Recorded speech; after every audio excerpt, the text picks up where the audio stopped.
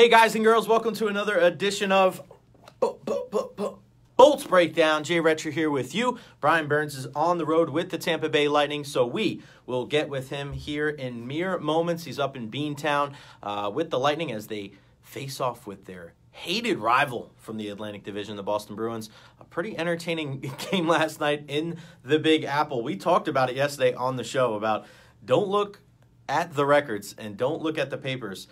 This is going to be a pretty hotly contested matchup, and that's exactly what you saw last night at Madison Square Garden as the Lightning came away with the big overtime victory over the and our good buddy Bryan Burns, who's joining us from the Northeast up in Boston.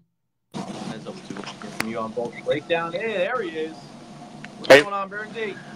Hey, man, what's going on? Let me get my little tripod set up here. Oh, you're good. You're good. What's going on, Fabio? Saying hi to everybody. We always appreciate you tuning in here on Bolts Breakdown. We want to hear from you guys. Where are you watching Bolts Breakdown from? Put it there at the bottom of the screen. Make sure you share this on your Facebook. Let us know that you do that. Put some thumbs up and some hearts and thumbs up. Good stuff. Just like the Lightning last night. We lost Burnsy. We'll get him back here in a second. How about that Lightning winning streak? My goodness, 10 in a row now, setting the franchise record. Big goal from Victor Hedman in overtime there. Second opportunity, had the the breakaway there. I thought he was going to beat Alexander Georgiev, who I thought played pretty well for the Rangers last night. And then Heddy ends up coming back and scoring a little bit later on there at the end of overtime. Nice little pick play from Kucherov. I know some people are going to say, "Oh, it's not a pick. It's not illegal." Hey, I'm with you. It's not, I guess, quote unquote illegal, but sometimes those like in football, you see it a lot by the end zone. You see those like little rub plays they call them. That's kind of what you saw last night. So, hey, it's just the name of the game. That's the way we are going to do it. Burnsy, I'm trying to add you, but for some reason, I can't add you, brother. Let me see if I can bring you in here. Louis goes for 12 in a row. How great would that be if Louis Domingue won again tonight? I'm trying to add you on, Burnsy. For some reason, I can't do it, Captain. I guess you got some bad internet connection on your way. Try it again, Burnsy. Maybe a little sign out, sign in action. Oh, here we go. Brian Burn wants to be in the video. We're going to let him do it. Approve him.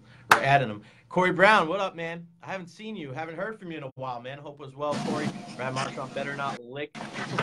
Better not lick nobody. There he is. What's going on, Burnsy? How's the posh life of living in a Boston hotel? How's that going? Yeah, a lot of sleep. That's about it. We didn't get in until about 2 a.m. last night. I went to bed about 3 once I finished all my work for today's game. So just now kind of getting up and at 'em.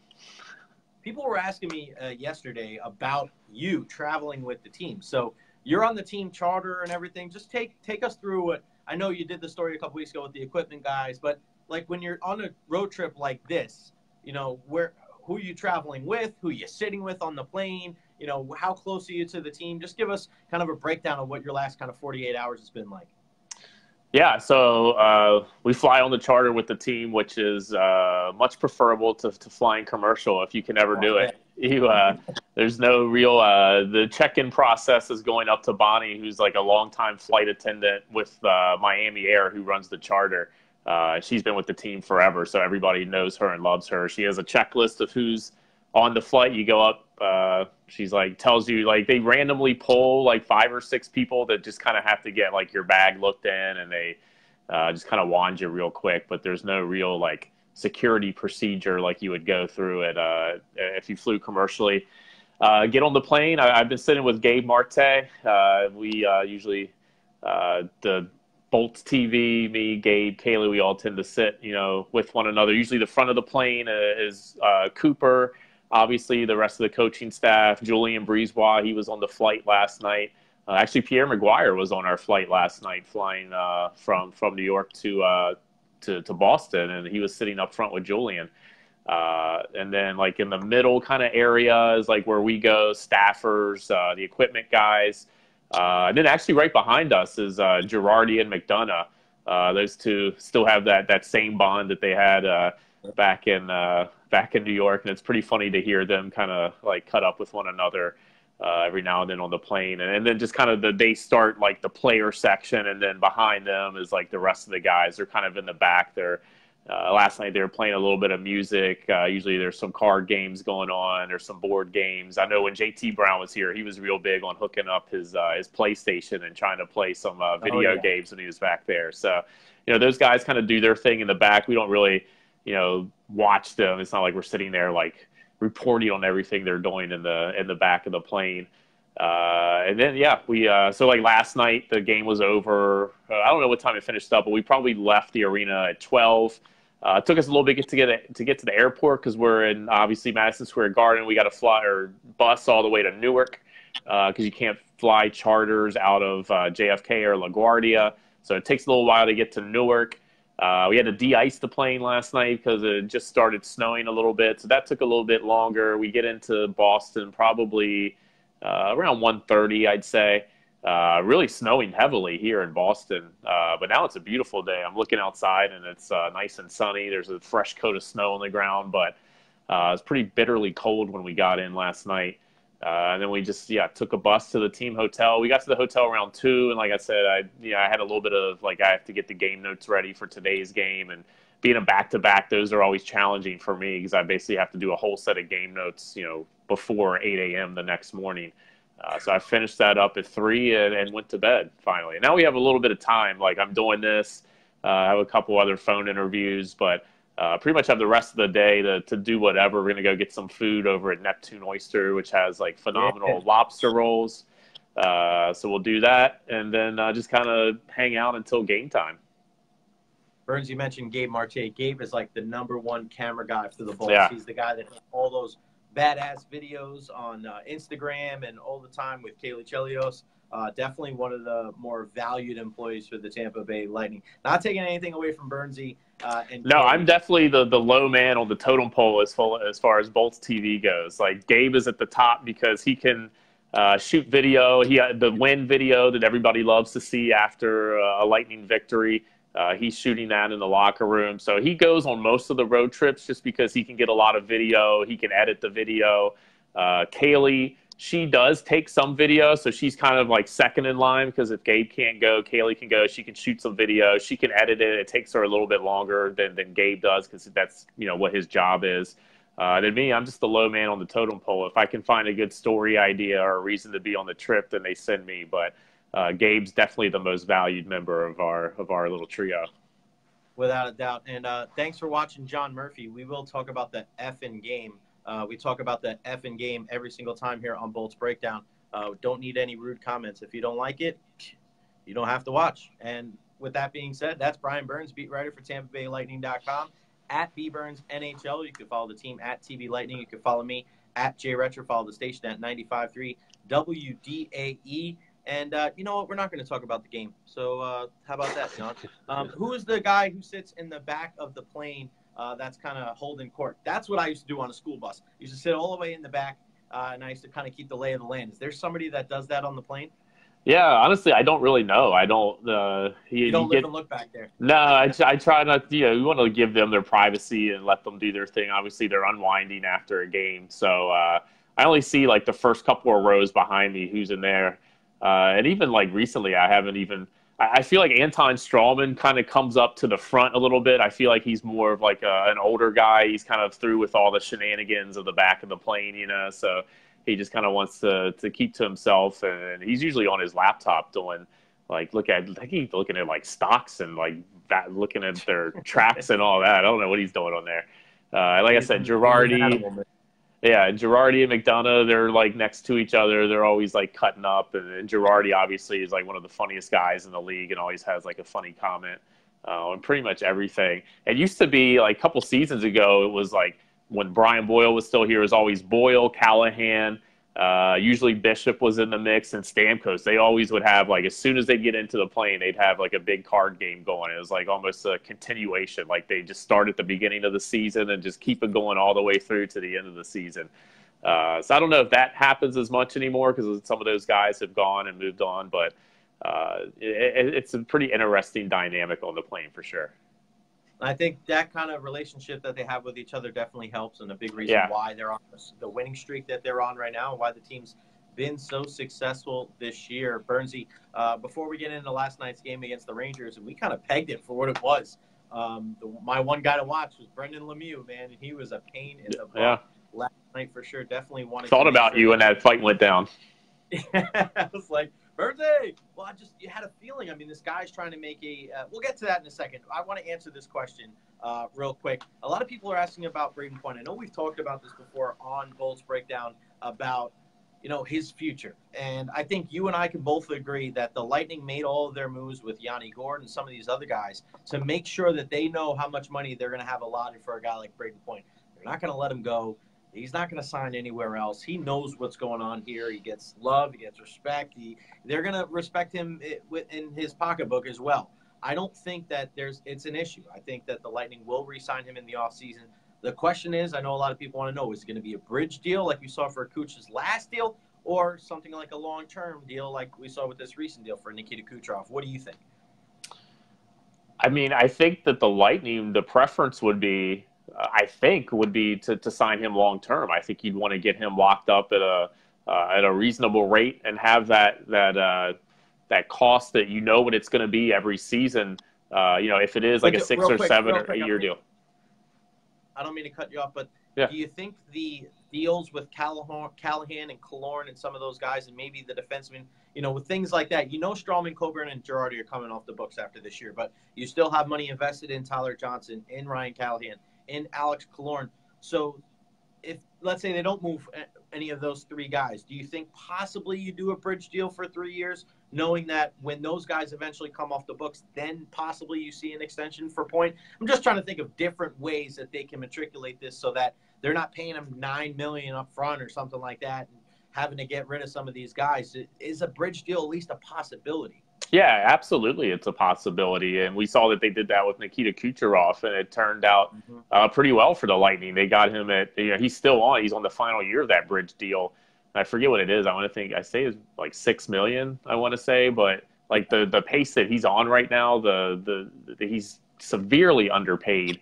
And even the extension that he signed, which kicks in next year, where I think he gets like $9 million or a little over $9 million. $9.5 million. Yeah. He's still going to be underpaid, at that price. When you look at some of the other contracts that are floating around the league right now, and you're talking about a guy that's having a once in a lifetime kind of season right now for the Tampa Bay Lightning. So, I think, I'm not worried about the Lightning re-signing Braden Point. The Lightning hold the cards as well. He's an RFA. He's not an unrestricted free agent where he can go out and just kind of get as many potential deals from teams and kind of have his pick. The Lightning hold all the cards in this situation where if they let him walk, they still get some compensation. But there's no way they're going to let him walk. It's really just about fitting him in under the salary cap, paying him what he's worth, while also maintaining this team that they want to have for quite a few years. They've got a lot of these guys locked up long term. I know that they want to lock up Braden Point long term.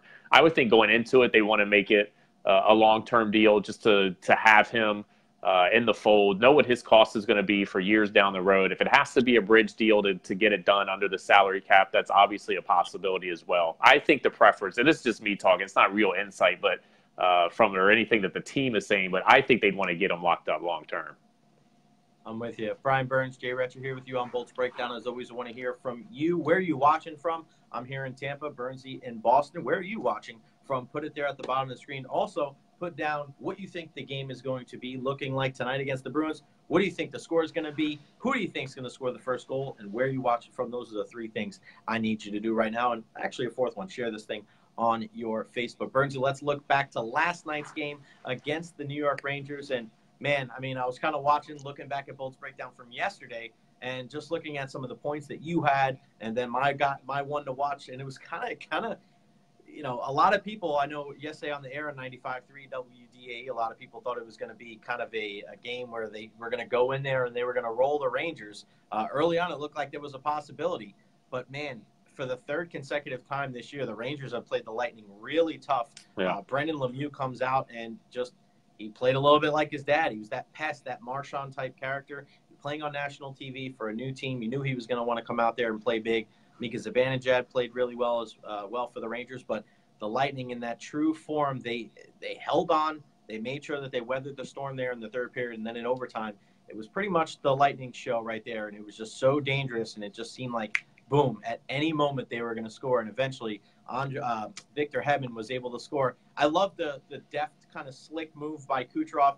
It was kind of like a pick play in football where it's a little bit of a rub. It's not necessarily, like a pick and roll like Stockton and Malone used to do, but you give up the puck, and then right there the guy cuts you off, and it's 3-on-3, man. So it can go from 3-on-3 to 3-on-2 or 2-on-2 or 1-on-0 like we saw last night in a heartbeat. I thought a very crafty veteran-type move for Kucherov, and Hedman, dangerous, finishes it off. I thought it was a pretty good game overall for both teams. Yeah, I thought the Lightning played outstanding in the first period. I thought they had a really good first period, really controlled play, dominated, took their chances, capitalized on them. And then we saw a completely different team in the second period. I thought the Rangers really took it to them from the second period on. And quite honestly, I think the Rangers probably outplayed the Lightning in that game. I think they had the better of the play. There were times in the second period where it didn't look like the Lightning team that we're used to seeing. I saw, I think it was Girardi and Paquette. They skated into one another and opened up a shooting lane for a Ranger at the top of the slot there. There was a puck that was kind of up in the air, and it came out to the point, and nobody on the Lightning recognized where the puck was, and everybody was just kind of hanging around the crease area, and there's a guy, wide open at the top of at the left point there, and no one was really recognizing. That second period, it was just a bit wonky from the Lightning. They almost looked tired, and I thought the Rangers, they out-hustled them. I thought they beat them to a lot of pucks. They out-battled them for a lot of pucks. It was, VC had an unbelievable move to get by Hedman and kind of hold him off while Hedman was draped on his back and scored a really important goal for the Rangers because it was 2-0. Then the Rangers got a goal. Lightning went back in front by 2 goals, 3-1, and then VC scores that goal almost immediately. And that really signaled to me that the Rangers were going to be around for the rest of that game. I think if the Lightning could have held that 2-goal lead for a little bit longer, maybe through the end of the second period, I think they could have cruised from there and maybe a bit demoralizing for the Rangers that they would play a really good second period but still be down 2 goals. I thought that goal from VC was hugely important for them and really got them into the game, got their crowd into the game. And really, it just seemed like for the rest of that game, the Lightning were just kind of treading water and holding on. They got it to overtime again, and they did what we've seen all year from this team. They just find a way to win. Somehow they find a way to pull out a victory, even when they're not necessarily playing their best. I think that's the most important thing. I know people, in the world we live in, so many positives. You want to look for the negatives, but I wouldn't look at it as like, oh, they blew the lead or playing against some of these bad teams. It's just sometimes you go through ebbs and flows. You're in a tough part of the season. JT Miller said it after the game the other night. Remember, he was like, this is the hardest part of the season, especially in the position they're at because they're so far ahead of everybody. This is why it's so hard to sweep teams in the playoffs. And they go, oh, you're up 3-0 on a team. You should win that fourth game easily. The team doesn't go into that fourth game going, we're not going to try as hard as we can as we did in the first 3 games. It's the human element. And right now they're so far ahead of everybody, and they're making sure that they're playing the right way. But there's other teams out there that don't have anything to lose. Like the Rangers have nothing to lose, so guys can skate around as fast as they can with their hair on fire. And if they lose 5-0, who cares? You know what I mean? They got nothing to lose. And playing like a team that has nothing to lose is not too. It's so hard to play against when you're the Lightning and when your goals are not to win the game against the Rangers. That's not your ultimate goal. Your ultimate goal is to win the Stanley Cup. So it's easier said than done. But I look at it more as they're not playing their best hockey, and they're still getting 2 points. Yeah. To me, that means a lot more than blowing the lead. So don't harp, for all the fans out there, don't harp so much on those negatives. If it's still happening, come playoff time, then yeah, it's a whole different ball game when the playoffs come. And then that intensity, you can't kind of, make up that intensity. You can't just produce it out of anywhere and expect these guys are going to be playing to the top of their game and the best of their abilities and playing with that kind of, nothing to lose attitude. It's hard to manufacture that. That's the word I was looking for. And I just wouldn't make too much into it. I look at the Ranger team. They've played really hard this year under David Quinn. Just the way it goes. All 3 games have been pretty tight with those 2 teams. I wouldn't be surprised if you see Brendan Lemieux and Eric Chernak going at it for the next 10 years when the Lightning and the Bolts square off. That's Bryan Burns, beat writer for TampaBayLightning.com, Recher 95.3 WDAE. Burnsy, let's look forward to tonight's game. You're in Beantown. Lightning Bruins should be an unbelievable matchup on the NBC Sports Network and up the dial on our sister station, News Radio WFLA. Bernsey, give me your 3 keys to victory for the Bolts tonight. Yeah, and we touched on it a little bit earlier, but the number one for me is just, have a better effort. I didn't necessarily like the Lightning's effort after the first period in that game, and I don't know if they were tired. They looked tired to me. They looked like they were a little bit sluggish and just weren't playing with that pace that we're so used to them seeing from them. And like you said, you have a young Rangers team, and I think it's been 3 games now where we're talking about teams that are out of the playoff picture but have given the Lightning a really good game and really tested them.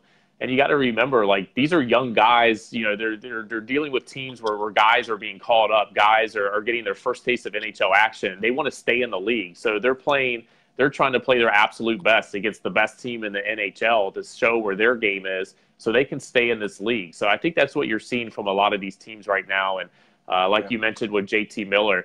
He recognizes that these are dangerous teams to play against. We saw it 2 years ago with the Lightning when they were out of the playoff picture. Yeah. Steven Stamkos was hurt all year. You're dealing with you had Yanni Gourde called up. You had different guys called up that were getting their first NHL action. The Lightning went on an incredible run and almost made it into the postseason. They finished like 1 point short. But they had this amount of points as Nashville had that year too. Yeah, they made this amazing run over the last month and a half of the season for a team that probably shouldn't have been beating some of the teams that were ahead of them in the standings. And this isn't like Alabama versus Middle Tennessee State. Everybody feels like the Lightning. They have such a big lead on the rest of the NHL. When they play Ottawa, when they play Los Angeles, they should beat these teams 5-0, 6-0. That's not really how it works. It's the NHL. There's a lot of parity between these teams. Any team can win on any given night, and that's kind of what makes what the Lightning have done that much more impressive, that they have opened up like a 19-point lead in the Eastern Conference, and they have this gigantic lead atop the standings, that there's so much parity in this league that the Lightning are clearly head and shoulders above anybody else right now points-wise. That's what makes that such an outstanding number. But yeah, just better effort tonight. I just want to see them play with a little bit more purpose, and I think they will. This is a big game for them. I think they've had this one circled for a little bit. Boston's playing really well too. So it's 2 good teams atop their division, 2 teams on win streaks, 2 teams playing really well. So I think you'll see a much better effort from the Lightning tonight. Number 2 for me, I want to see the Lightning set the tone physically. I really feel like that playoff series last year against Boston changed a little bit when they committed to playing more physical. And I don't think this isn't the Boston teams of past. This isn't the rough and tumble physical Boston teams that we're so used to seeing. I think this Boston team laid down a little bit when the Lightning kind of punched them in the mouth. I don't think the Bruins had a response, and I think that's why you saw the Lightning win 4 straight in that series and take that thing in 5 games. And I honestly thought that last year, that series between Tampa Bay and Boston, I thought whoever won that was going to win the Stanley Cup. Obviously, Washington had a little bit something to say about that one in the Eastern Conference Final, but I thought those were the 2 best teams in the NHL last year, and I really thought once the Lightning kind of amped up the physicality, really tried to play a rough and tumble game against Boston, I thought the Bruins laid down a little bit and didn't have a response. I'd like to see that again from the Lightning tonight. And then number 3 for me, just play a full 60. We've seen it here last night. We saw it. They had a great first period, thought they could do whatever they wanted on the ice in that first period, and then just kind of went away in the second and the third. And I just want to see them play with that effort that they displayed in the first period. I want to see them play that way for a full 60 minutes. And again, I think we're going to see a little bit more of that tonight because of the opponent, because of the environment. It's always fun to play in Boston. Their fans get really into it. It's always kind of a ruckus environment. I think the Lightning will be ready to play tonight. Good question here from David Niedzwetsky. I know when player talks to media, they don't talk about breaking 132 points, but is there buzz in the locker room? I feel it must be on their minds. I speak from my experience. I don't think it's on their minds at all because their goal's not to break 132 points. Their goal's to win the Stanley Cup. You could get 142, I know mathematically, but they could go 81-1. But if they don't win the cup, it doesn't matter. And that's my opinion. Bernsey, what do you think about that? Yeah, I don't really think they're looking at point totals, at win totals. I think they view each game as a new challenge. I think they view, like, if they have a 15-point lead in the standings, well, let's try to make it a 20-point lead. I think they have, like, little challenges within the season that they try to get them motivated to play, because at this time of year they're pretty much guaranteed a playoff spot right now. There's not a ton to play for other than some of the historical stuff that's going on right now. But I think they challenged themselves with little things like that. I think they're really focused on just the details of the game, just rounding their game into playoff shape, and fixing little things that need to be fixed before the playoffs start. I think that's the main focus of the team, is just going in, trying to play their style of game, while also working and correcting and tinkering with things that maybe could be a little bit better. And I think that's why you see these wins continue to pile up, because they continue to play that game that they play. They continue to get better each and every game that they go out. And that's how the wins pile up.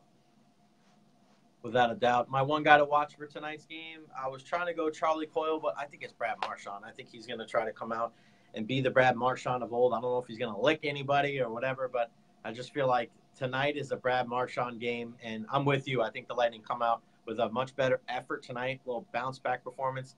I believe we're going to see Louis Domingue in net. Is that correct? Should be Domingue. I don't think they would throw Vazzy on a second half. 2 games back-to-back nights. I think it'll be Domingue, and he'll be going for his 12th consecutive victory, which would extend his franchise record. Any other ideas of what the lineup's going to be looking like as far as the defensive rotation and who's going to be up front? Yeah, no morning skate today, so we really won't know anything until warm-ups. I would imagine Matthew Joseph will get back in. I think maybe Callahan played last night because it was New York. And with it being a back-to-back, I think it's good to get him in one of those games and maybe rest up another guy. Defensively, I'm not even sure who the odd man out is on the rotation right now. So we probably won't know that until we see who's out there for warm-ups. Bryan Burns, beat writer for TampaBayLightning.com. Make sure you follow him on Twitter at BBurnsNHL. You can follow the team at TBLightning. Go to TampaBayLightning.com for all the best news and notes. Got a story today or no because of the back of the back? Yeah, no story today. Just resting up for tonight's game. Well, make sure you follow Burnsy on Twitter at BBurnsNHL, because he'll definitely put a picture of that lobster roll on there. Burnsy, enjoy, brother, and I will see you this weekend. All right, sounds good, bud. Good stuff there from our good buddy Bryan Burns, beat writer for TampaBayLightning.com. It's going to wrap it up for me today here on Bolts Breakdown. Jay Recher, as always, follow me on Twitter at Jay Recher. You can follow the station at 95.3 WDAE. Go to 95.3WDAE.com for the best Bolts coverage. Of course, you can always hear the game up the dial on our sister station, News Radio, WFLA on the Lightning Power Play app, and as well, the game, national TV, again, 3 in a row, NBC Sports Network, so go check it out there. We'll be back in action next week. That's Bryan. I'm Jay. We'll see you next time right here on Bolts Breakdown.